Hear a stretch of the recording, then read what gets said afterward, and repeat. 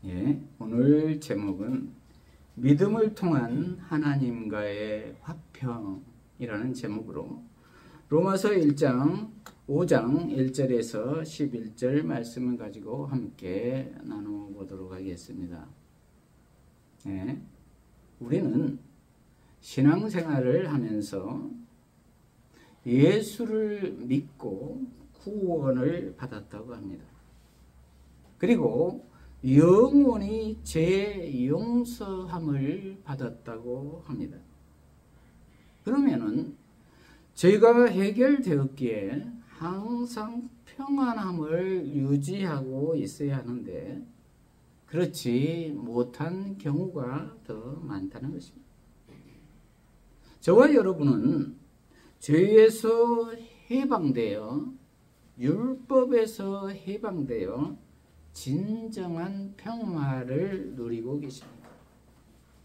그리고 하나님과 화평을 유지하고 계십니까? 오늘 본문을 통해서 살펴보도록 하겠습니다.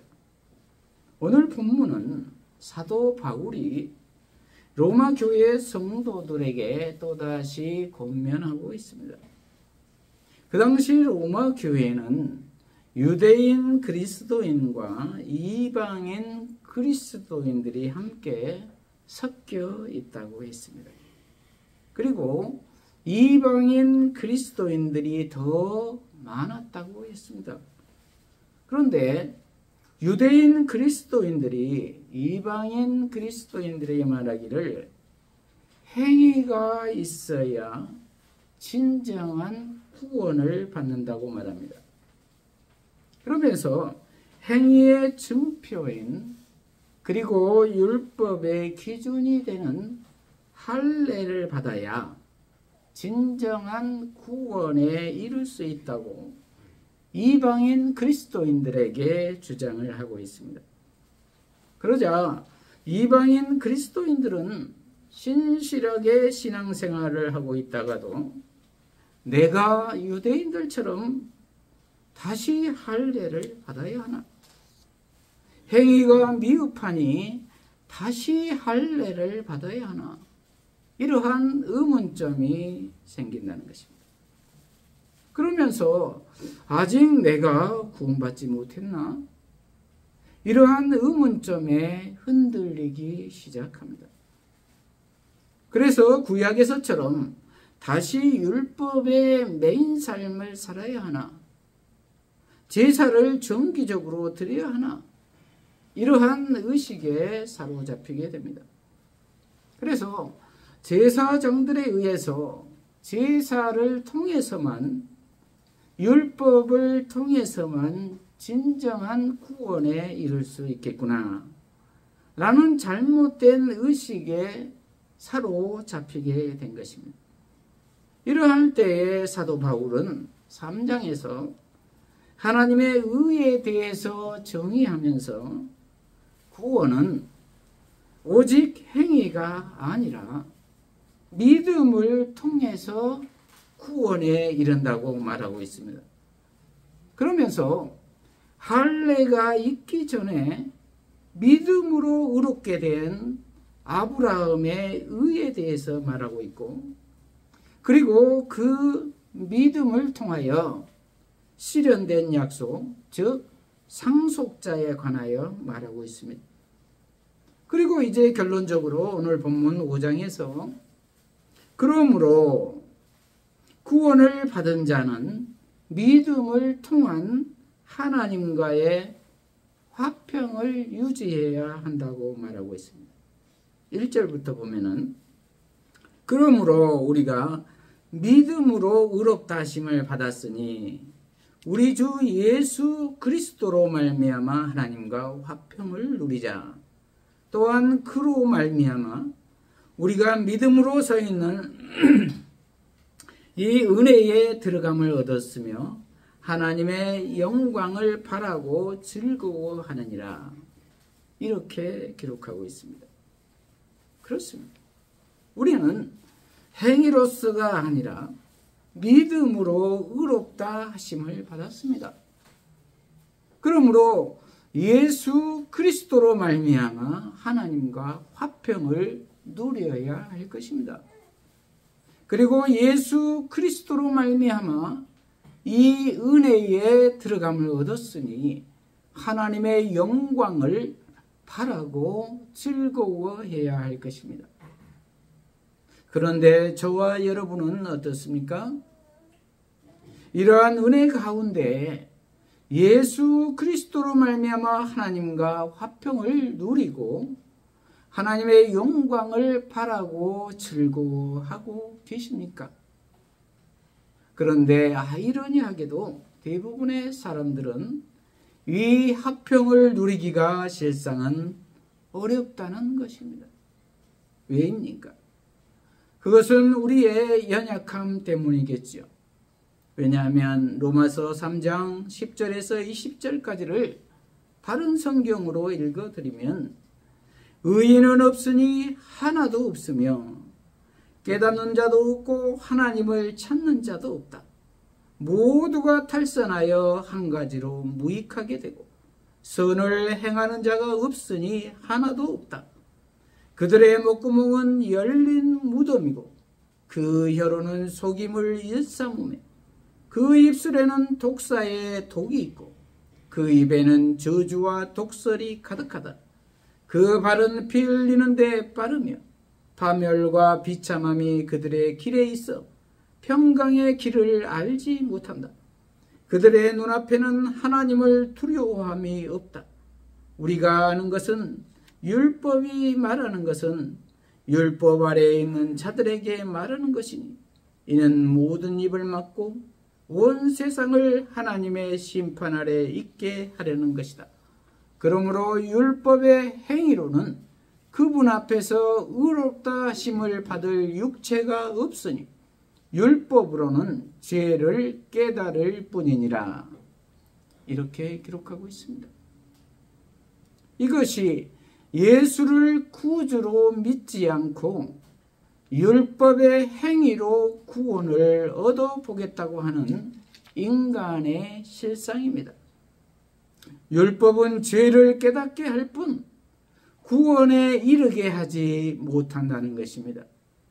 율법을 지킴으로 구원을 얻겠다고 하는 것은 불가능이라는 것을 구약 내내 증거하고 있습니다.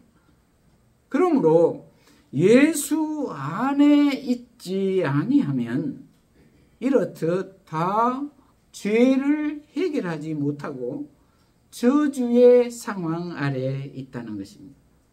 사탄의 지배 아래에 있게 된다는 것입니다. 목구멍은 열린 무덤이고 그 혀로는 속임을 일삼으며 그 입술에는 독사의 독이 있고 그 입에는 저주와 독설이 가득하다는 것입니다. 그들의 눈앞에는 하나님을 두려워함이 없다는 것입니다. 그러니 평안함이 있겠습니까?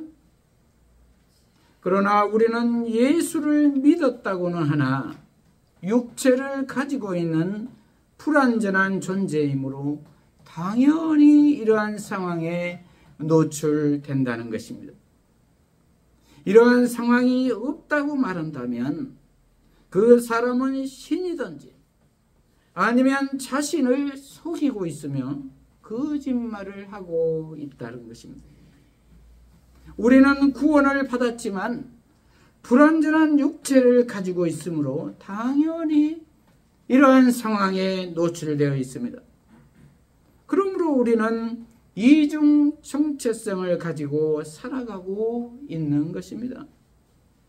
하늘나라의 시민권을 가졌으나 여전히 이 땅에 속해 있는 사람들이라는 것입니다.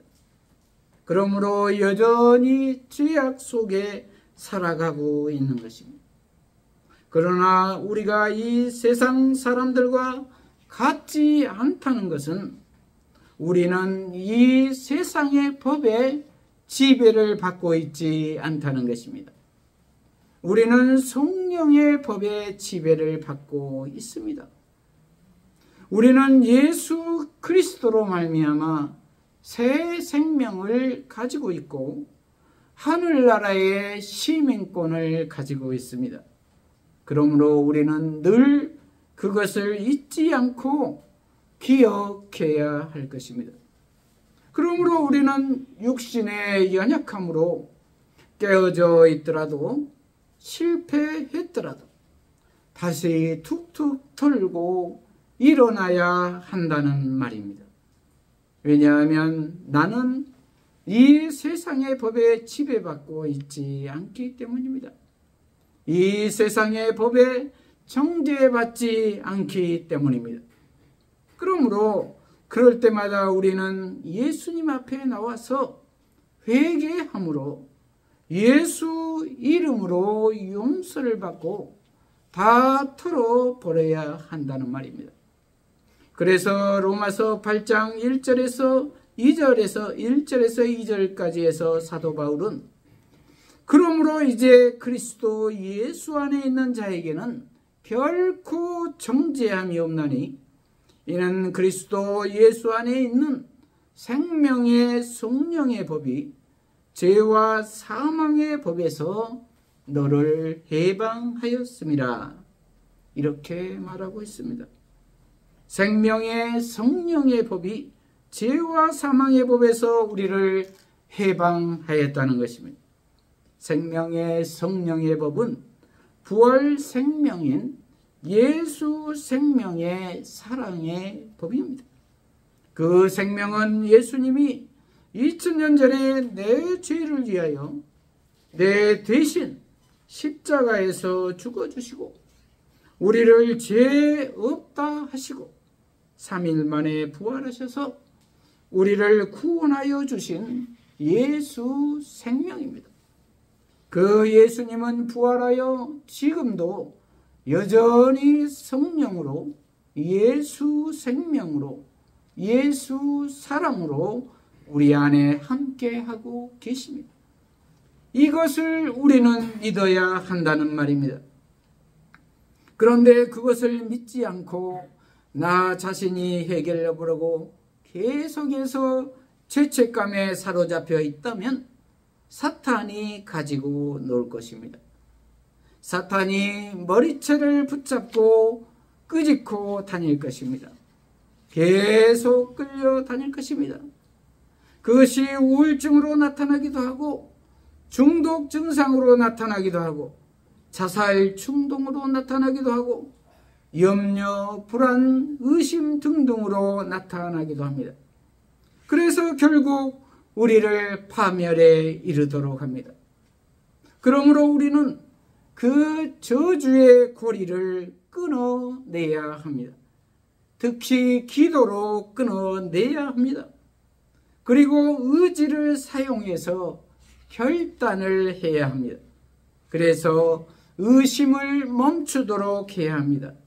그리고 믿음에 바로 서야 합니다. 그러할 때 사탄은 힘을 못 씁니다. 사탄은 사실 힘이 없습니다. 실체가 아닙니다. 그림자입니다. 실체는 이미 2000년 전에 예수님이 오심으로 머리가 박살났습니다. 이제 겨우 꼬리만 움직일 뿐입니다. 그래서 사탄은 우리의 생각으로 역사를 합니다. 그리고 그것이 사실인 것처럼 유혹을 하며 속입니다. 그리고 마치 자신이 거대한 힘을 가지고 있는 것처럼 속입니다. 그리고 자기를 따르면 이 세상 영광을 다 줄 것처럼 속입니다. 그리고 우리가 육신의 연약함으로 말미암아 마치 자신을 결코 이길 수 없을 것처럼 절망을 하게 합니다. 그러나 사실은 그렇지 않다는 것입니다. 예수님은 이미 이기셨습니다. 그리고 이 땅에 하늘나라를 가져오셨습니다. 그러나 아직 우리는 완성된 하늘나라를 위해서 예수님을 기다리고 있는 것입니다.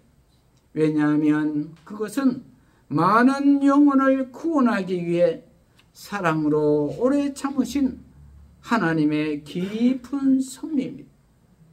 그러므로 우리는 그날을 기다리며 예수님 안에서 하나님과 화평하며 살아야 할 것입니다. 그것은 그리스도 안에서 새로운 피조물이 되는 것입니다. 고린도후서 5장 17절 말씀처럼 그런즉 누구든지 그리스도 안에 있으면 새로운 피조물이라. 이전 것은 지나갔으니 보라 새 것이 되었도다. 이러한 고백이 있어야 한다는 말입니다. 저와 여러분은 이렇듯 그리스도 안에서 새 것이 되어야 합니다. 성령으로 말미암아 예수 생명으로 말미암아 전혀 다른 새 생명이 되어야 한다는 말입니다. 그것은 우리의 노력으로 되는 것이 아니라 하나님의 은혜로 되는 것입니다.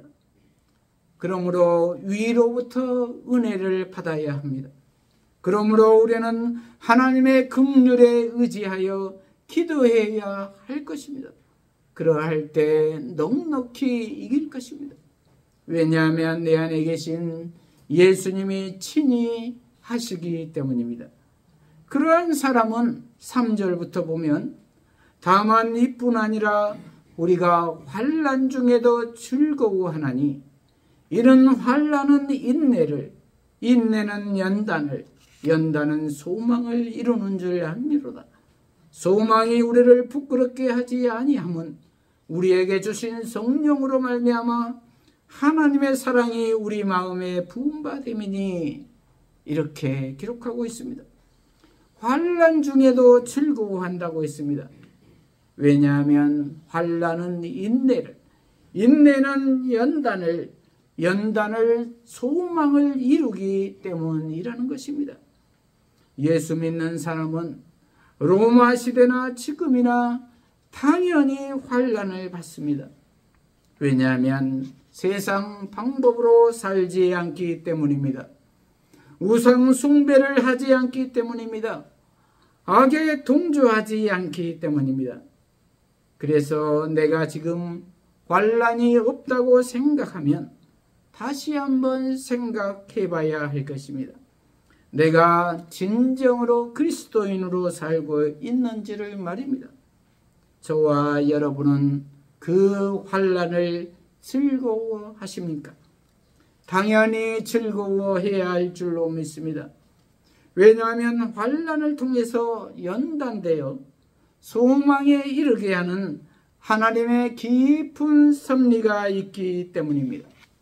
5절을 바른 성경으로 보면은 그 소망은 우리를 실망시키지 아니하니 이는 우리에게 주어진 성령으로 말미암아 하나님의 사랑이 우리 마음속에 부어졌기 때문이다.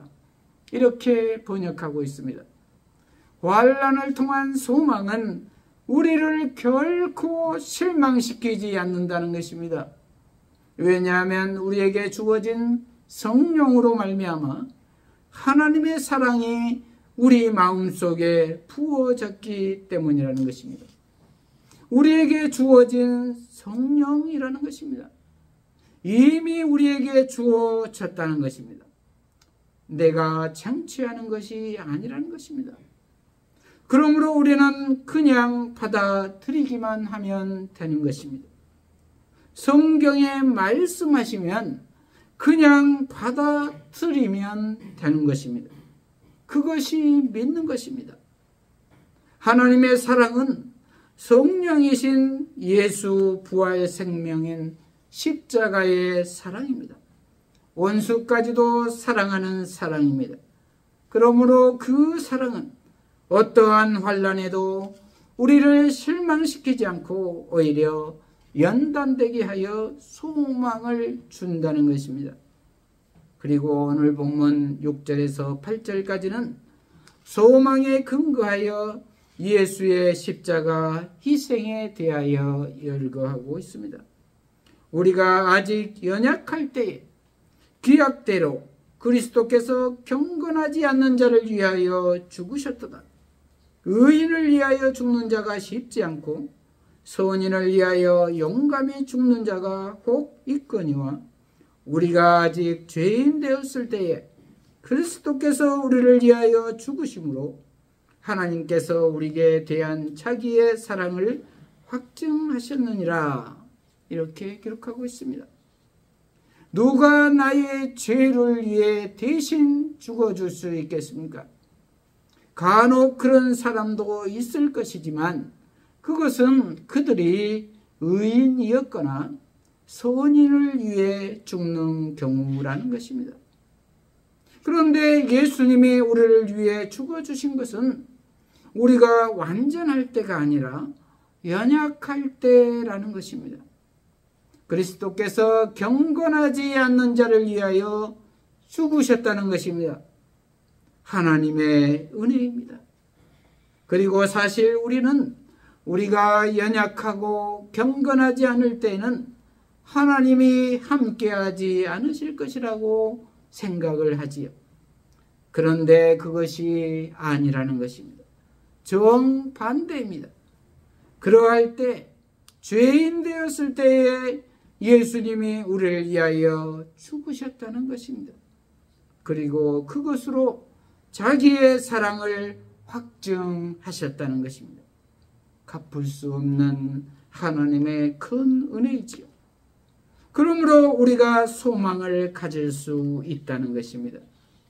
그러므로 우리가 연약할 때에 오히려 하나님께 더욱더 가까이 나와야 할 줄로 믿습니다. 마지막 결론입니다. 9절에서 11절까지입니다. 그러면 이제 우리가 그의 피로 말미암아 의롭다 하심을 받았으니 더욱 그로 말미암아 진노하심에서 구원을 받을 것이니 곧 우리가 원수 되었을 때에 그의 아들의 죽으심으로 말미암아 하나님과 화목하게 되었은즉 화목하게 된 자로서는 더욱 그의 살아나심으로 말미암아 구원을 받을 것이니라. 그뿐 아니라 이제 우리로 화목하게 하신 우리 주 예수 그리스도로 말미암아 하나님 안에서 또한 즐거워하느니라. 이렇게 기록하고 있습니다. 그러므로 이제 우리는 그의 피로 말미암아 의롭다 하심을 받은 것입니다. 그것은 죄 없다는 것입니다. 하나님이 무죄 선포를 하신 것입니다. 그 조건은 예수의 피입니다. 예수의 피로 말미암아 의롭다 하심을 입은 것입니다. 다른 선행이 아닙니다. 연약함에도 경건하지 아니함에도 죄인임에도 불구하고 그의 피로 말미암아 의롭다 하심을 받은 것입니다. 오직 예수님이 내 죄를 위해서 십자가에서 죽어주셨다는 것을 믿음으로 의롭다 하심을 받은 것입니다. 이제 게임 끝입니다. 하나님이 의롭다 하셨으면 끝난 것입니다. 더 이상 죄를 물을 자가 없습니다. 그 믿음은 이제는 내 안에 내가 사는 것이 아니라 나는 죽고 예수가 내 안에 살고 있다는 고백입니다. 그래서 갈라디아서 2장 20절에서 사도 바울은 내가 그리스도와 함께 십자가에 못 박혔나니 그런즉 이제는 내가 사는 것이 아니요 오직 내 안에 그리스도께서 사시는 것이라. 이제 내가 육체 가운데 사는 것은 나를 사랑하사 나를 위하여 자기 자신을 버리신 하나님의 아들을 믿는 믿음 안에서 사는 것이라. 이렇게 고백하고 있습니다. 그리고 10절에서 화목하게 된 자로서는 더욱 그의 살아나심으로 말미암아 구원을 받을 것이니라 라는 것입니다.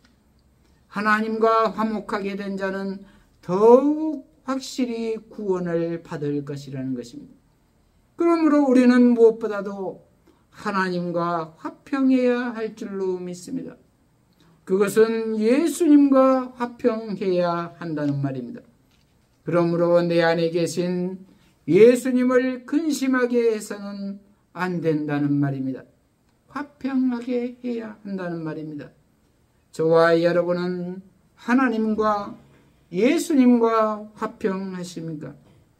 하나님이 인류의 구원을 시작하면서 하나님의 의를 선포하셨는데 그 의는 자기의 독생자이신 예수를 우리 대신 십자가에서 죽게 하신 것입니다. 그리고 우리의 죄값을 대신 치르게 하시고 우리를 구원하여 주실 계획이었습니다. 그리고 그것을 믿는 사람마다 구원에 이르게 하셨습니다. 그러므로 이제 공은 우리에게 왔습니다. 우리가 믿는 것뿐입니다. 그래야만 하나님과 화평하게 되는 것입니다. 저와 여러분은 어떻습니까? 믿으십니까? 예수님을 온전히 믿으시기를 바랍니다. 예수님이 내 주인이 되시기를 바랍니다. 그러할 때 온전한 구원에 이를 것입니다. 말씀을 마무리합니다.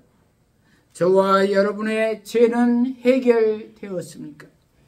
그리고 하나님과 화평하십니까? 구원이라는 것은 죄에서 해방되는 것입니다. 그래야 하나님과 화평하게 되는 것입니다. 이렇듯 화평하게 하는 하나님의 은은 실로 우리가 상상할 수 없을 정도로 의롭고 경이롭습니다. 그러므로 그 하나님의 의, 즉 예수 그리스도의 십자가의 희생을 통한 우리의 구원을 우리는 믿음으로 받아들여야 할 것입니다.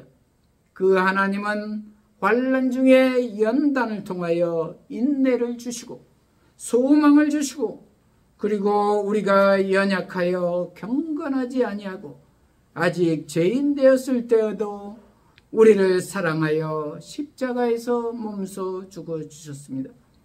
그 하나님의 사랑을 우리는 믿음으로 받아들여야 할 것입니다. 이것이 하나님과의 화평입니다. 그럴 때 우리 모두는 예수 그리스도로 말미암아 하나님 안에서 즐거워하는 삶을 살 수 있을 것입니다. 이러한 우리 모두가 되시기를 축복합니다. 기도하십시다. 하나님 아버지, 오늘 믿음을 통한 하나님과의 화평이라는 제목의 말씀으로 깨닫게 하시니 감사합니다. 우리 모두가 인류를 구원하시고자 하는 하나님의 의를 믿음으로 받아들이게 하셔서 하나님과 화평하게 되어 예수 그리스도로 말미암아 죄 용서함 받아 하나님 안에서 즐거워하는 복된 삶을 살게 하여 주시옵소서. 예수님 이름으로 기도합니다. 아멘.